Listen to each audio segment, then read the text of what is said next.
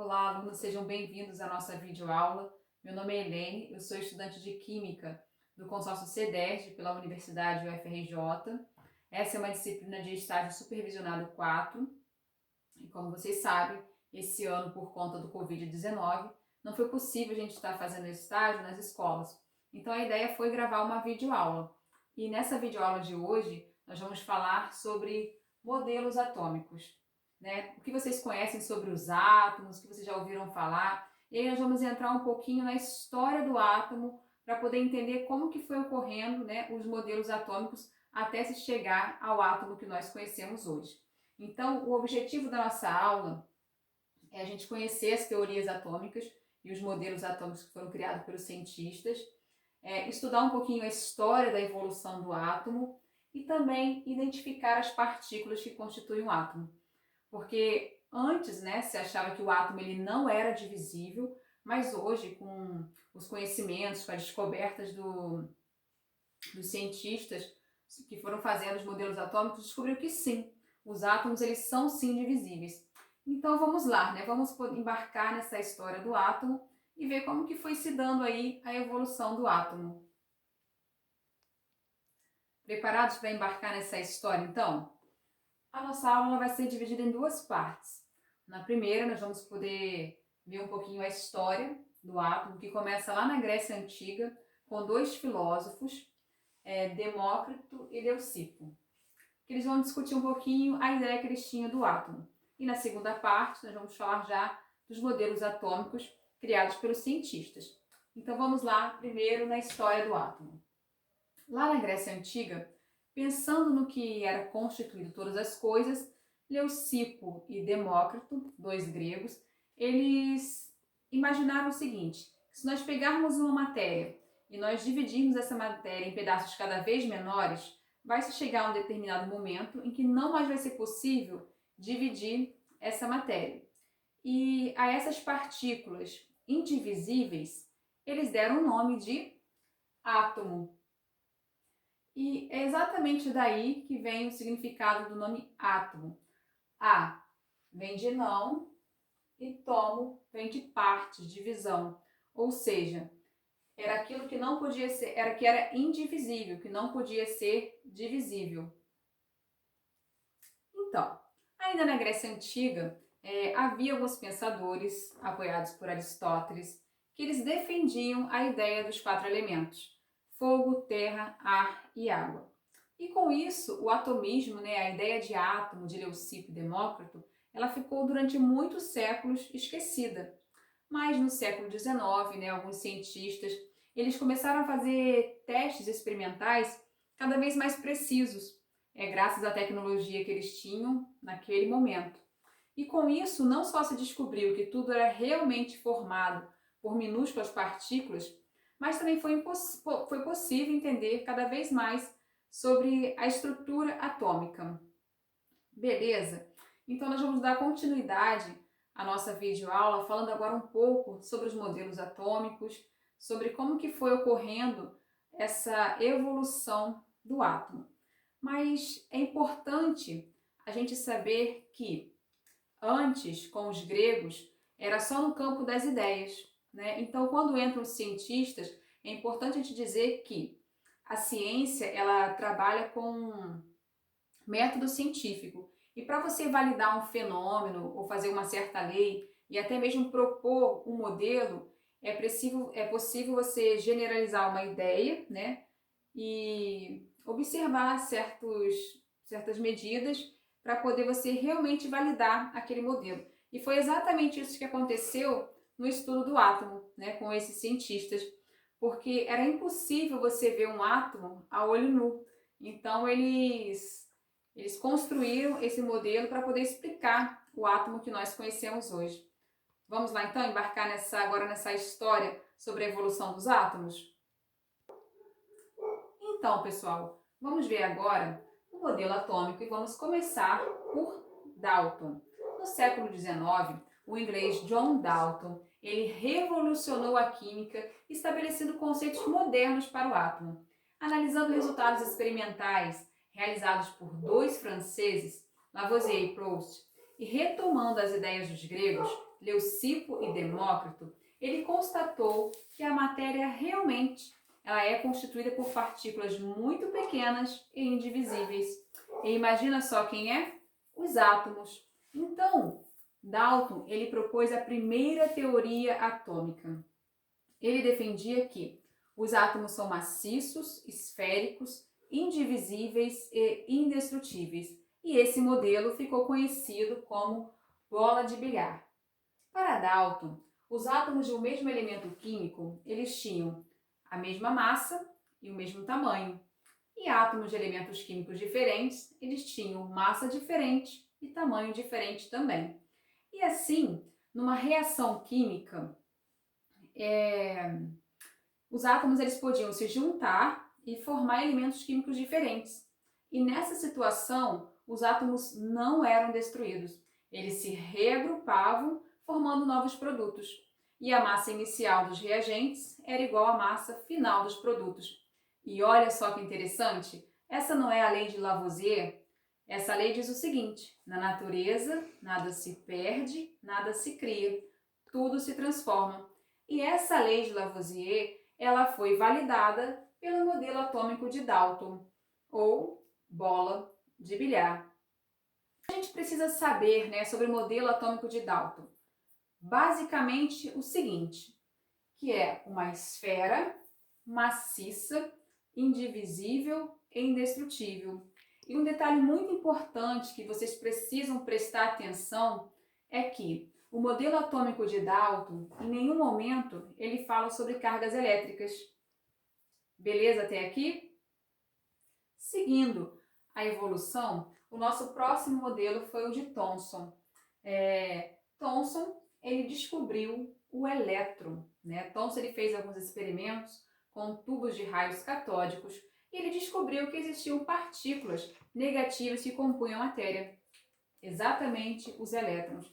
Por isso, Thomson ele é considerado o pai do elétron. E nessa teoria de Thomson, o átomo ele continuava sendo uma esfera, continuava sendo indestrutível, só que agora o átomo era divisível e com carga elétrica. Então, Thomson ele propôs um modelo atômico que ficou conhecido como pudim de passas. E por que esse nome pudim de passas?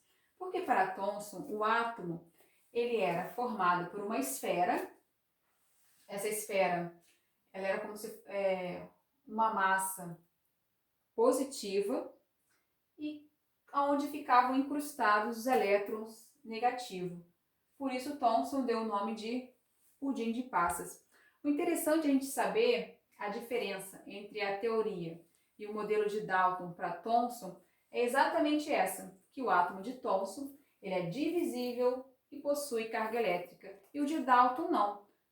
Para Dalton, o átomo ele era indivisível e não tinha carga elétrica. Então, com a teoria de Thomson, ele derruba a teoria de Dalton, que o átomo era indivisível. Então, o que a gente precisa saber sobre esse modelo atômico de Thomson é que ele representa um pudim de passas, o átomo continua sendo uma esfera indestrutível, divisível e que possui carga elétrica, os elétrons. Animados com a evolução dos modelos atômicos? Vamos ver agora então quem foi o próximo cientista e qual foi a sua descoberta, a sua contribuição para a estrutura do átomo? E o próximo cientista foi Rutherford, em 1911. Ele realiza um experimento com o objetivo de investigar a estrutura do átomo. E o experimento de Rutherford consistia no seguinte: em bombardear uma fina lâmina de ouro com radiação alfa, que possuíam partículas positivas. Já era conhecido de Rutherford que essas partículas eram positivas.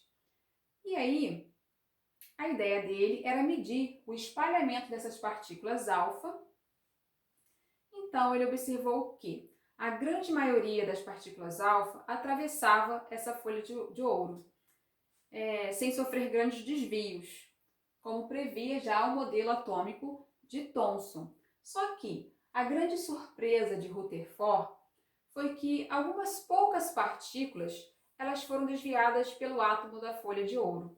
a grandes ângulos. Então, Rutherford concluiu que o átomo ele possui núcleo e eletrosfera. No centro do átomo, nós temos um núcleo pequeno e denso. Essa eletrosfera ela é cerca de 10.000 a 100.000 vezes maior que o núcleo. A gente faz até aquela comparação com um modelo de estádio de futebol, Maracanã, por exemplo, onde a gente sabe que no centro do campo de futebol seria o núcleo do átomo. Vamos imaginar que seja um dia de jogo onde o Maracanã não esteja muito cheio e toda aquela arquibancada seria a eletrosfera, onde estariam girando os elétrons. Então, algo muito importante também que a gente precisa saber sobre o Rutherford e a sua teoria é que o núcleo do átomo ele tem carga positiva, que ele chamou de próton. Então, assim, Rutherford propôs o modelo planetário, onde o átomo ele seria dividido em núcleo positivo, onde ficam os prótons, e a eletrosfera, onde ficam os elétrons. Sabendo que elétrons têm carga negativa. E uma informação muito importante também desse modelo atômico é que toda a massa do átomo ela está concentrada no núcleo. E assim, Rutherford percebe que, na verdade, o átomo ele é um grande vazio, uma região extremamente pequena e núcleo, uma região extremamente pequena que possui um núcleo, onde se concentram os prótons, e uma região imensamente grande que seria a eletrosfera, onde ficam os elétrons. Então vamos dar continuidade ao nosso próximo modelo atômico. Então, animados aí com os modelos atômicos, estamos chegando finalmente ao último modelo atômico e o mais aceito atualmente, que é o modelo atômico de Niels Bohr, de 1913. Algum tempo depois do modelo atômico de Rutherford, Bohr ele aperfeiçoou o modelo de Rutherford. Com a descoberta do nêutron, Bohr incluiu o nêutron nesse modelo atômico.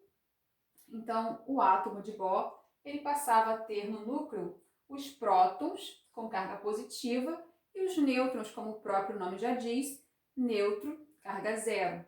Então, o núcleo tinha prótons e nêutrons, e na eletrosfera ficavam os elétrons orbitando. Para Bohr, os elétrons eles movem-se em órbitas circulares na eletrosfera e cada órbita ela apresenta uma energia bem definida e constante para cada elétron de um átomo. E esses níveis, ou também conhecidos como camadas eletrônicas, eles passaram a ser representados pelas letras K, L, M, N, O, P e Q. E quanto mais distante do núcleo, mais energia tem essa camada.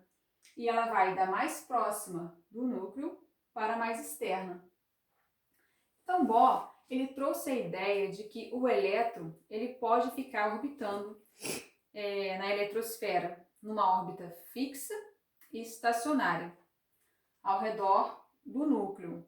Porém, quando esses elétrons eles recebem energia, eles podem saltar essa camada para uma camada mais externa. Depois eles perdem essa energia e voltam para a sua camada normal. E esse modelo atômico de Bohr, ele ficou conhecido como o minúsculo sistema solar. Então, até aqui, nós vimos os modelos atômicos, vimos um pouquinho da história do átomo, como tudo começou com os gregos. E é interessante a gente observar que cada teoria, cada modelo, ele vai se completando, se complementando.